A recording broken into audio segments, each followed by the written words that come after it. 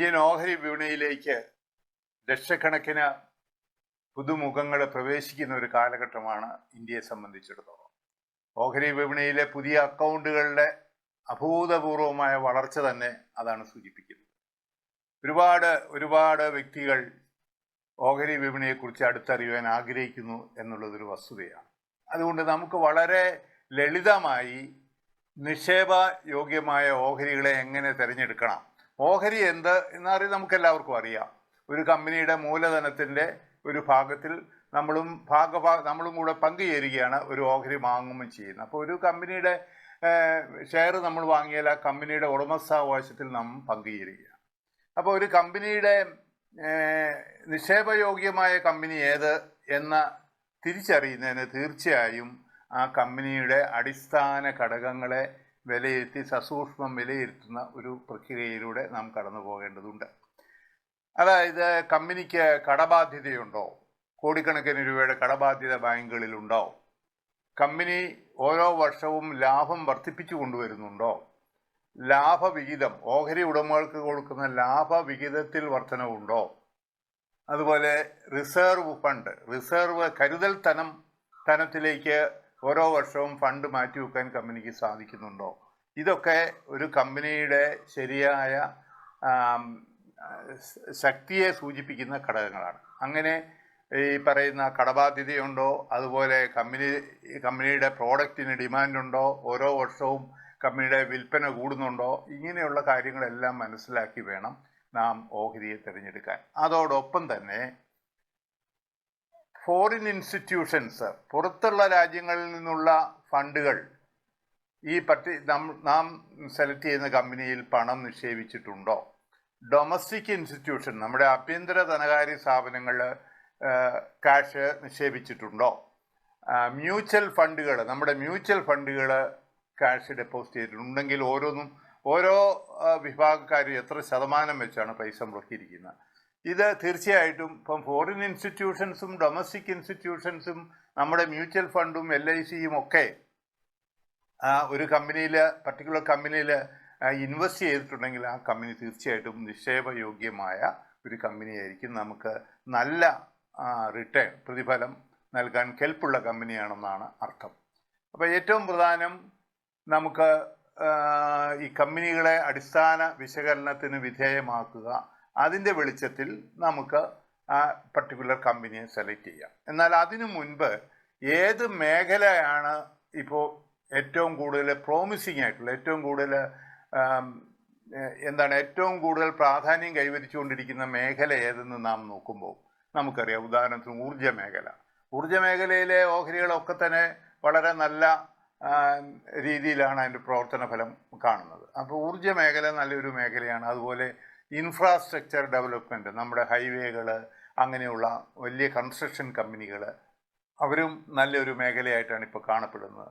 അതുപോലെ റെയിൽവേ, അങ്ങനെ പല മേഖലകൾ നമുക്കുണ്ട്. IT മേഖലയൊക്കെ, അതിൽ ഓരോ മേഖലകളെയും വളരെ പ്രോമിസിങ് ആയിട്ടുള്ള അടിസ്ഥാനപരമായി ശക്തിയുള്ള ഓഹരികൾ നാം തീർച്ചയായും കണ്ടുപിടിക്കണം. അതാണ് ആദ്യത്തെ സ്റ്റെപ്പ് എന്ന് പറയുന്നത്. ഈ നിക്ഷേപയോഗ്യമായ ഓഹരികളെ നമുക്ക് എങ്ങനെ തിരഞ്ഞെടുക്കാം എന്നുള്ളതാണ്. അതോടൊപ്പം തന്നെ ഓഹരി വിപണിയെ സംബന്ധിച്ച ഒരുപാട് കാര്യങ്ങൾ നമ്മൾ അതും കൂടെ കൂട്ടിച്ചേർത്ത് മനസ്സിലാക്കേണ്ടതുണ്ട്.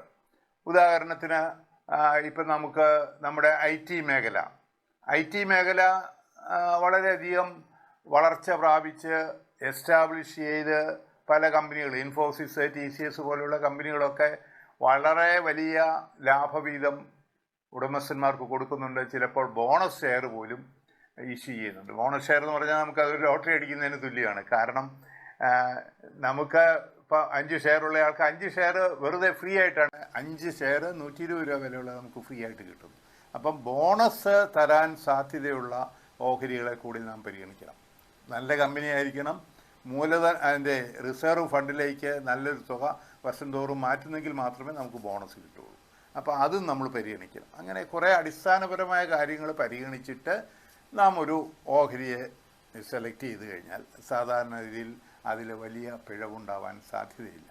നമ്മളൊരു 10 ഷെയർ അല്ലെ 12 ഷെയർ തിരഞ്ഞെടുത്താൽ ഒന്നോ രണ്ടോ ഷെയറിന് അൺഎക്സ്പെക്റ്റഡായിട്ട് എന്തെങ്കിലും തിരിച്ചടി നേരിട്ടാൽ പോലും ബാക്കി ഷെയറുകൾ ആ വിടവ് നികത്തും.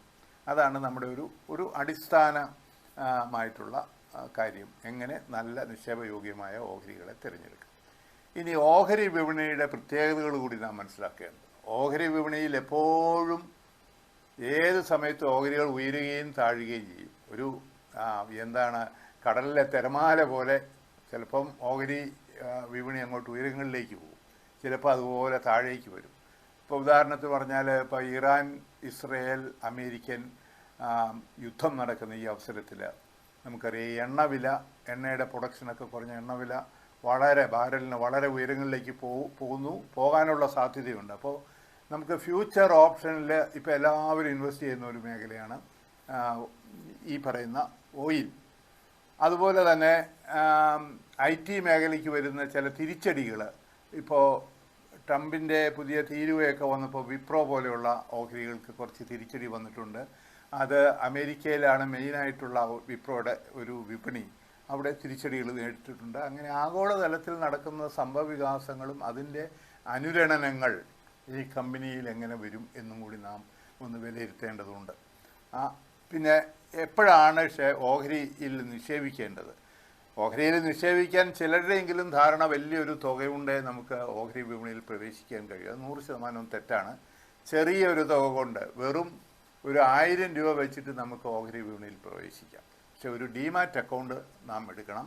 ആദ്യത്തെ സ്റ്റെപ്പ് എന്ന് പറഞ്ഞാൽ ഡിമാറ്റ് അക്കൗണ്ട്, ബാങ്ക് അക്കൗണ്ടൊക്കെ പോലെ കുറേ ഫോംസും ഒക്കെ ഒപ്പിട്ട് കൊടുക്കണം. അതിന് ഒപ്പിട്ട് കൊടുത്താൽ നമുക്ക് ഡിമാറ്റ് അക്കൗണ്ട്, അത് ഈ ഏജൻസി തന്നെ ചെയ്തു തരും നമുക്ക്, അതിൽ നമുക്ക് തന്നെ ചെയ്യാവുന്നതുള്ളൂ. അങ്ങനെ ഒരു ഡിമാറ്റ് അക്കൗണ്ട് തുടങ്ങിയാൽ മാത്രമേ നമുക്ക് ഓഹരി വിപണിയിൽ ട്രാൻസാക്ഷൻ നടത്താൻ പറ്റുള്ളൂ. ഇന്ത്യൻ ഓഹരി വിപണിയിലെ ഏറ്റവും പ്രധാനപ്പെട്ട 2 സ്റ്റോക്ക് എക്സ്ചേഞ്ചുകൾ മുഖേനയാണ് ഇന്ത്യൻ ഓഹരി വിപണിയിലെ ഓഹരികളുടെ വാങ്ങൽ വിൽപ്പന നടക്കുന്നത്. അത് ബോംബെ അടിസ്ഥാനമാക്കിയുള്ള നാഷണൽ സ്റ്റോക്ക് എക്സ്ചേഞ്ച് NSE യും ബോംബെ സ്റ്റോക്ക് എക്സ്ചേഞ്ച് BSE യുമാണ്.